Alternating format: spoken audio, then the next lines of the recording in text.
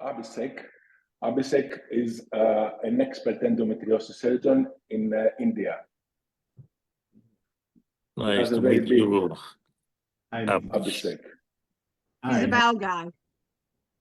I'm the bow guy. You're the bow guy. You're looking good, Abby.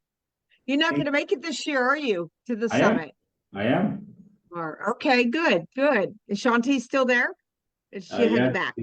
She's in Pune, but she's going to the south of India for some time. So I don't think she's coming to the summit, but I'm heading there I'm heading to the States next Monday. A couple of days in Dallas, and then I'll fly to Orlando. And none of our other attendees have been there yet, have they? I don't see any head nods or anything. Nobody else has attended?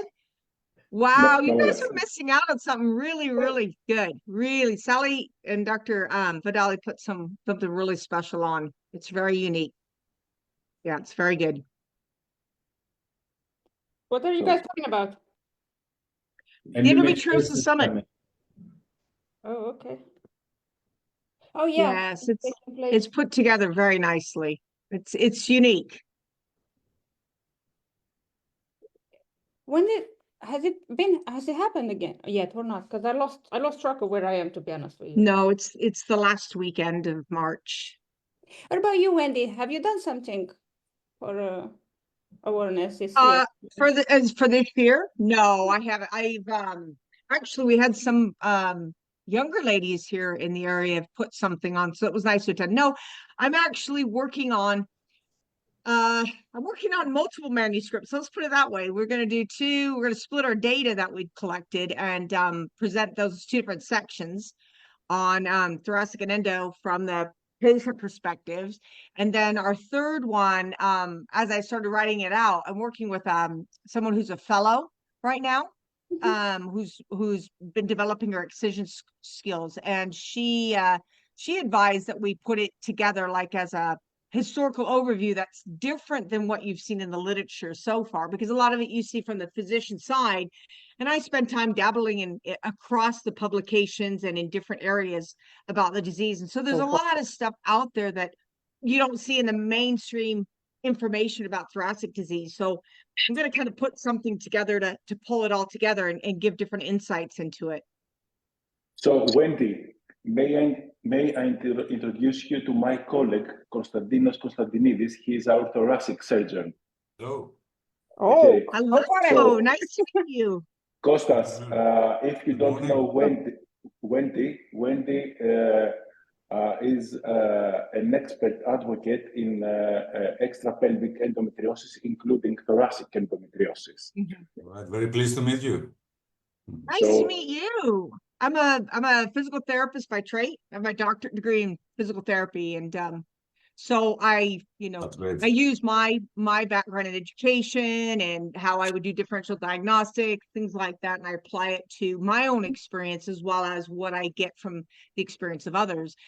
So it's been really good. When I first got into endo, and they were saying, well, this is the disease, and it wasn't how I experienced the disease, and really brought it to the forefront of saying not everybody has really bad periods, and not everybody has the typical pelvic profile. Yeah, that there's a variety, and unfortunately, looking at all the misdiagnoses and stuff, it's been very good. So seeing the ICD coding been off, that was part of it. Is the codes were like there's nothing to even track the majority, but now with the 11s coming out and they've updated the 10s, so you're seeing a little bit more of that and documenting it. So when they were saying, oh, it's 8% of the people with endo have extrapelvic disease, well, your definition, because there is no consistent definitions. So I use a couple that were established in 1997, 1986, 87.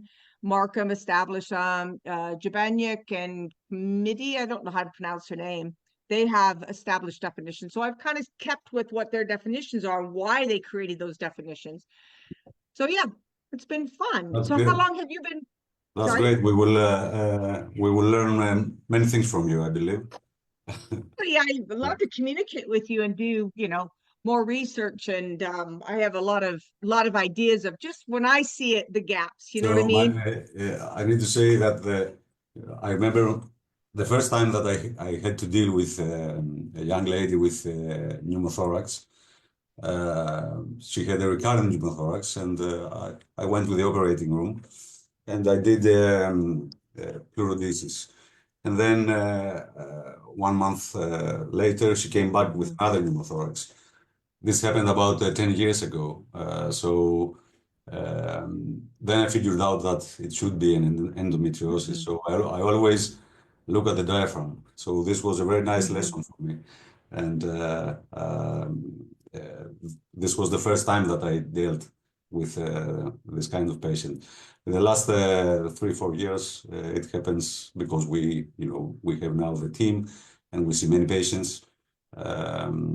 And I believe that the percentage that you mentioned, about 8%, 10%, it's the published percentage. I mean, maybe it's a little bit different from the reality. But I mean, we've seen up to what, 37% in one case, just extra pelvic. Sorry. Yeah. No. So let's welcome Ben Mondelli and Michael Adamczyk. Mikey. Guys, hello. Hi, Mikey. Hi, everyone. Mikey. Hi, everyone. Hello. Ben and Mikey were my colleagues. We did the training together in the UK. Ben has a little less hair than when we were in the fellowship together, but okay. Yes, how much you stressed me. I lost them all. less hair. Okay. So, yes. So, Bojana is here. Bojana, hi. Hi, Doc. Hi, how are you? I'm fine. Thanks for asking. Okay. Vicky's I've recovered completely. That's good. Good. Andy, I have a question. Alive. Have you ever seen, or has there ever been done a conference or an event only on extrapelvic endometriosis? No, this is my first. No, sorry, Bojana, my darling. I was asking Wendy. No. What? Not that I'm aware of. No. This because I was. No. I know they usually do, and they cover many aspects. But have they ever done, like, for example, on thoracic endometriosis, just specific on that? Yeah, I think that, I think over in the surgeon, my brain is not good. They over in Oxford, they held an in-person. Dr. Vidali participated in Oxford in England last summer, and I was actually in England, but I left the week before. But that was they had done one that was bringing in physicians. It was local. They couldn't do it virtually. So I do know that they had a conference. Yeah, they had a conference, and it was really just to bring surgeons, emergency room physicians up to date on it. And yeah, so that's all I know. And then of course online you see, an hour episodes or whatnot. But nothing that you see as a congress or a conference that they usually last a day or two on extrapelvic. No, which would be fantastic, because I think we're almost there. Like, don't you all think that we're almost there? Like, you no comment? Yeah. Dino, I think we can start. Yes. Okay. Okay. So, welcome everyone. I'm very delighted to welcome you here to this event. So, March is a month dedicated for endometriosis, and I think it's our duty to put our efforts in that, in raising endometriosis awareness. So today we have a great panel here of endometriosis advocates and endometriosis specialists. So please feel free to drop us any questions that you have in the chat box, and I will forward the relevant question to the specialist or the advocate that has the knowledge to reply that. Please ask any hard questions to Dr. Majewski. So all the hard questions can go to him.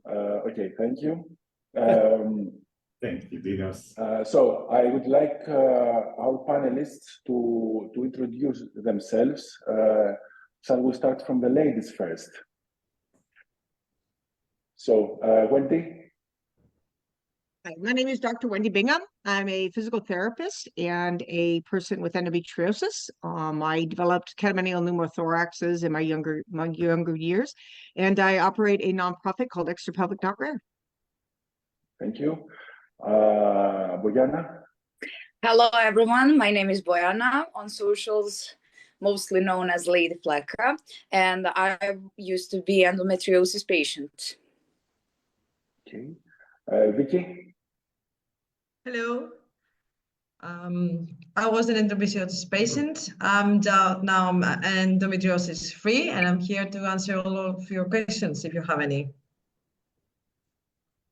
You hear me? Okay. Yes, thank you. So, Abhishek, do you want to introduce yourself?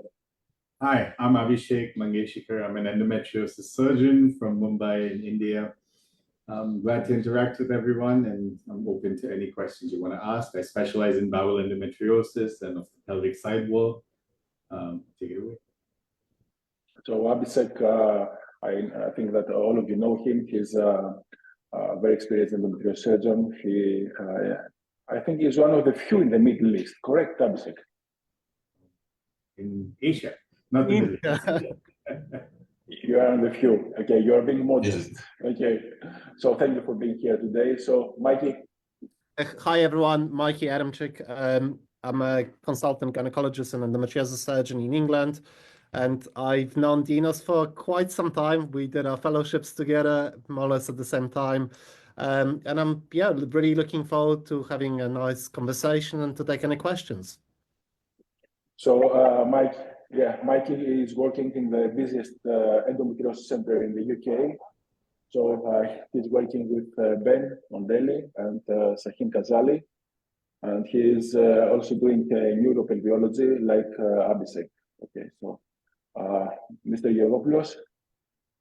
Good afternoon to everyone. I'm Dr. Georgopoulos, gastrointestinal, actually colorectal surgeon, working with Dinos the last 5 to 4 years, I think.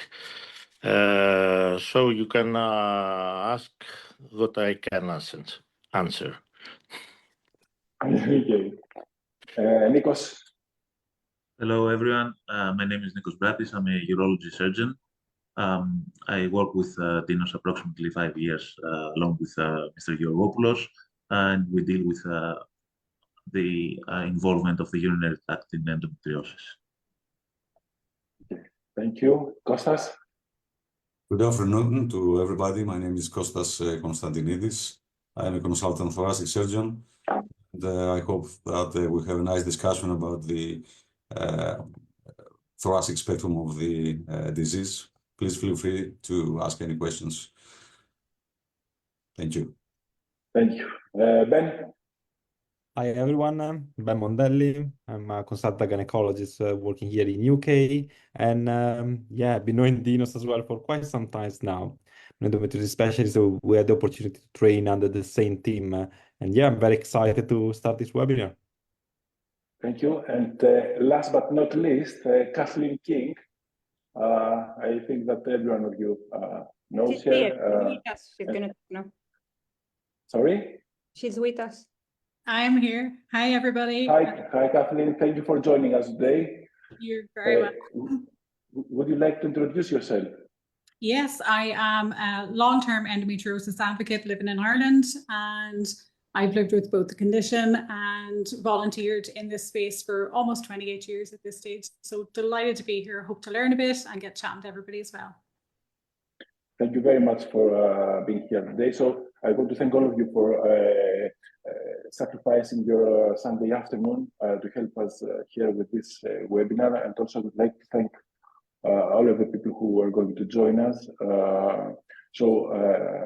Since they are here, this means that they want to learn more about endometriosis, or they feel that there is more in this field than they already know. So I would like to congratulate everyone for participating in this event. So let's start with the first session. Okay, so Ben has the first topic. So Ben, I know that I have endometriosis, but shall I treat it? So this is a very common question that we get asked. I know it's difficult to answer that in 10 minutes, but I know that you're very experienced and you're operating in Guildford, so you see many patients every day. So how do you deal with this question? How do you reply to these patients? I think this is a very good question. When you asked me to answer this, I had to think quite long and hard how to phrase it, because it's difficult, because the first question we need to ask ourselves is how did we find out that we have endometriosis? Because we know endometriosis is a condition that sometimes causes terrible symptoms, other times is completely asymptomatic. So we might have found endometriosis through other operations. Might be that the patient had an appendicectomy or a gallbladder removal, and this has shown then aspects of endometriosis in the abdomen, pelvis, or it could be that through imaging, incidentally, we have found endometriosis, for example, like a cyst in the ovaries or deep endometriosis in the pelvis. Therefore, we need to ask ourselves, like, is there anything else? Is the patient having also symptoms related to endometriosis or not? So this, I think, is the first question. Why do we know that we have endometriosis? The other question and how to answer is like, there are only few conditions where surgery is a must really for endometriosis, where we can't really get away without. And I think these conditions, and I'm very happy for any other one in the panel to chip in if I'm missing any of them, is let's say we have deep endometriosis involving the posterior part of the pelvis, and this is causing obstructions of a kidneys pipe, like the ureters, causing reduction of kidney function, hydroureteronephrosis. This is really one of these conditions where conservative treatment is probably not ideal, is not an option. Another situation could be, for example, if we have a large nodule in the bowel and this nodule is causing obstruction, then in this case, again, we can't really go ahead with conservative treatment. If there is a cyst in the ovaries, if there is an endometrioma which has suspicious features, and we're worried about any underlying malignancy, that is another condition why we would like to intervene. And I can see that there is also a thoracic surgeon here with us. So probably I'm going to add also this one. If we know that we have a severe endometriosis level of a diaphragm causing persistent issues, then it might be also this and other conditions where we have to intervene. Then I would probably to add the last one is when do we have to intervene? I think when the quality of the life of a patient is so affected by this condition, and she, for example, have tried other conservative treatment with painkillers, with hormones, and these have not really brought the improvements of pain and quality of life. But we're really hoping then at that point again, surgery becomes also a necessity for this person. But otherwise, it's not always that this kind of disease needs surgical treatment.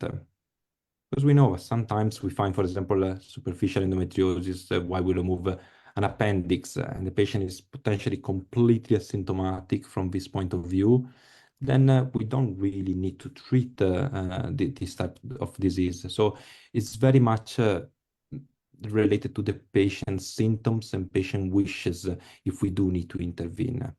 Then there is also all another topic about fertility as well. And, it's more gray area here because more and more evidence is coming in saying that, well, if we do treat endometriosis, we have improvement of chances for conception, spontaneous, and also IVF.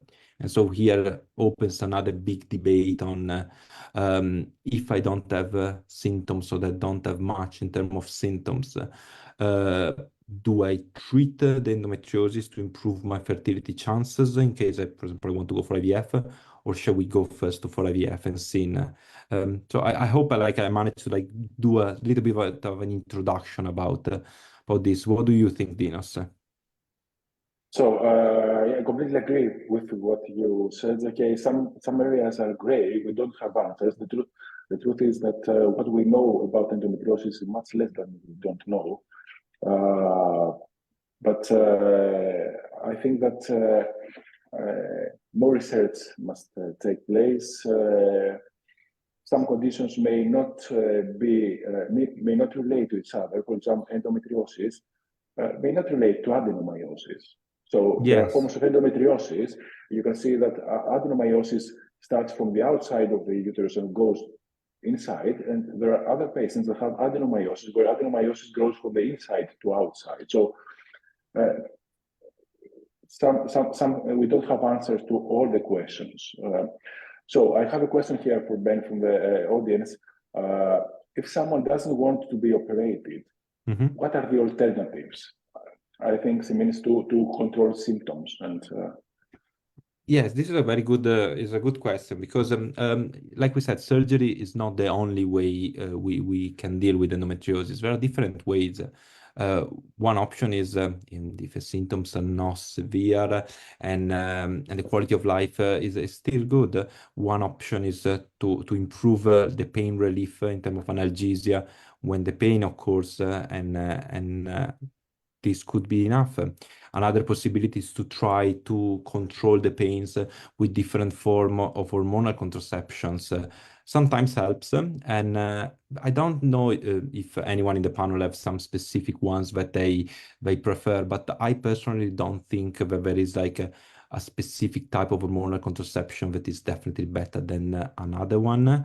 I think what is the most important thing about hormonal contraception is that the patient finds a good compliance with it. It's better to actually have one that it works well for this patient rather than focusing on, for example, just the combined pill or just the progesterone-only pill. And I think there was a recent paper that came out and showed the effectiveness of a different form of hormonal contraception for the suppression of a disease following the excision surgery. And it shows that there is not really any difference, statistical significant difference between the different form of hormonal contraception. And yeah. Yeah, continue. Mondali, sorry, I've seen a question here. You know, we have quite a few questions, so thank you very much for the one to ask. And I'm just going to jump every now and then and ask a question that I think might be for one of you. So one of the attendees asking us, can endo cause pain and tenderness around the hips, or would that be more likely adeno? I think it's a very difficult question as well, this one, because you need to imagine that adenomyosis and endometriosis were sort of the brother and sisters of each other. And when we have endometriosis, there is a good chance that there is some kind of degree of adenomyosis at the level of a uterus. If I'm not wrong, it's around 60% roughly, most papers report. And also in terms of symptoms, you can have an overlap of symptoms between the two diseases. So let's assume that a patient has severe endometriosis and severe adenomyosis. Treating endometriosis might not bring the full improvement of symptoms, but we're really hoping if some of the symptoms are also related to the adenomyosis and vice versa. The issues that we're having with adenomyosis is that unfortunately there is a condition that yes, you can suspect with the imaging, with the CT, with the MRI, sorry, with the ultrasound, with direct visualization of a uterus with during a laparoscopy.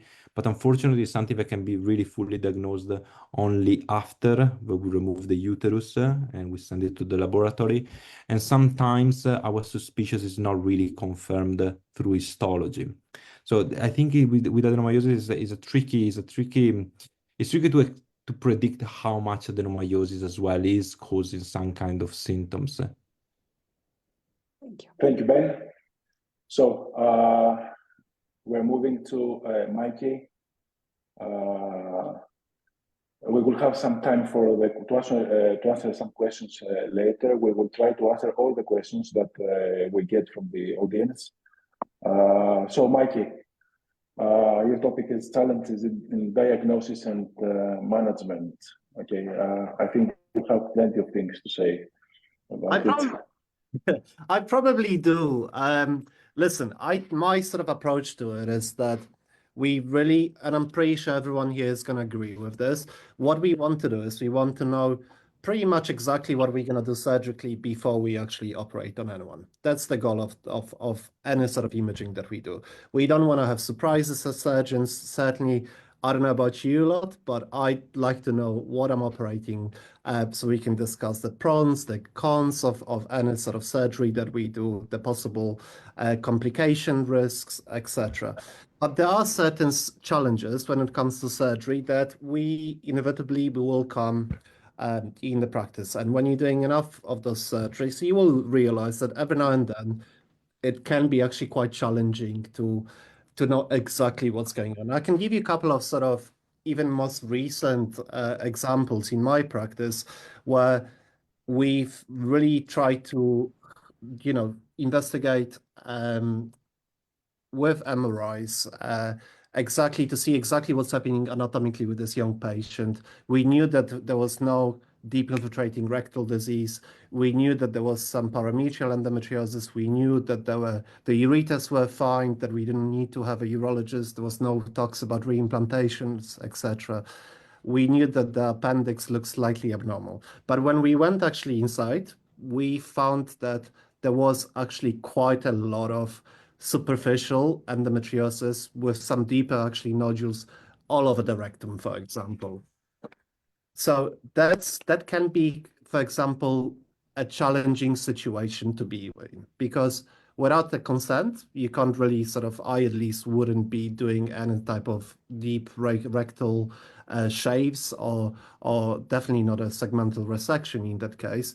And that's the sort of consultations that we have to have with patients, that even despite our best actually ambitions to know exactly what's going on anatomically, sometimes this disease is so strange actually that sometimes we will find ourselves in a situation where we have to actually stop and rethink what we're doing and perhaps book another second operation at a later date.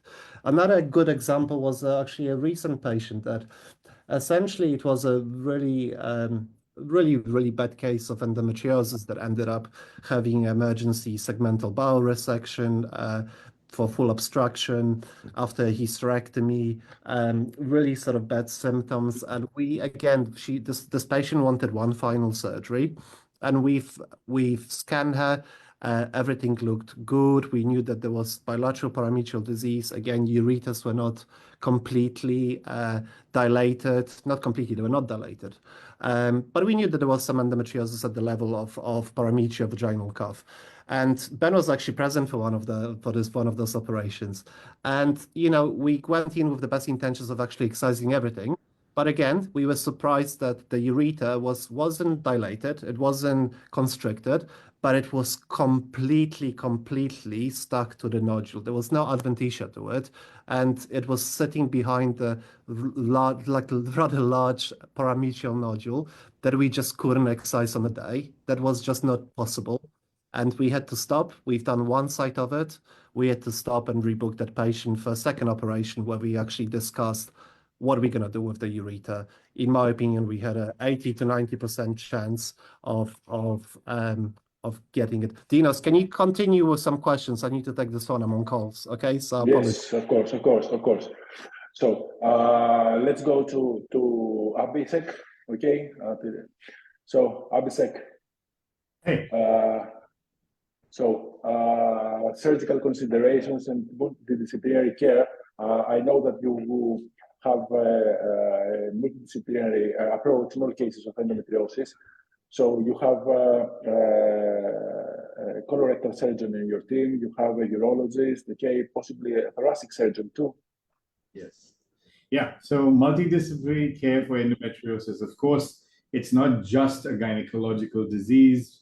We spend time operating pretty much everywhere. It affects the bowel, it affects the genitourinary system, it affects the thoracic cavity. You have a lot of nerve considerations with endometriosis. And apart from the surgical multidisciplinary team, you also have the ancillary teams, like you would consult fertility in some cases, you have pain management, you have specialist anesthesiologists for these long surgeries, and if you're doing thoracic, to help you inflate and deflate your lungs, to give you space to work, and to manage the post-op for that. and also pain management, physiotherapy, sex therapy, mental health therapists. All of this whole team plays a big important role in the treatment of this disease. We face a lot of pushback from gynecology in general, where they think it's just, you know, a gynecological specialty and you're just basically going to go in and treat the cyst and then give medication to treat the rest. And anything related to the bowel is IBS until proven otherwise, which is actually the other way around. So one is we need to actually also work with radiology to kind of get proper imaging. And if you look at standard ultrasounds across the world, or even MRIs for that matter, they will literally only look at the uterus and the ovaries and comment on that. And if the specialist or if the gynecologist is just going to rely on the report by somebody else and say, okay, you have a cyst in your ovary, I'm going to go in, remove the cyst, and I'll be out in half an hour, and they find a frozen pelvis and they're surprised by it, that's a big red flag. A frozen pelvis should not be diagnosed in the OR. It should be diagnosed clinically in your intake. If you're doing the ultrasound yourself or if you're doing the physical exam, you can diagnose these things very well. So it's why it's very important.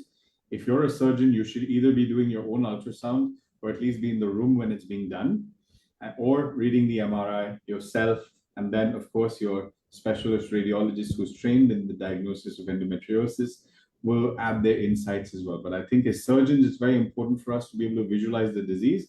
Like Mikey said, finish the surgery in your head before you actually step into the OR. So you don't want surprises during the surgery. Yeah, you're back?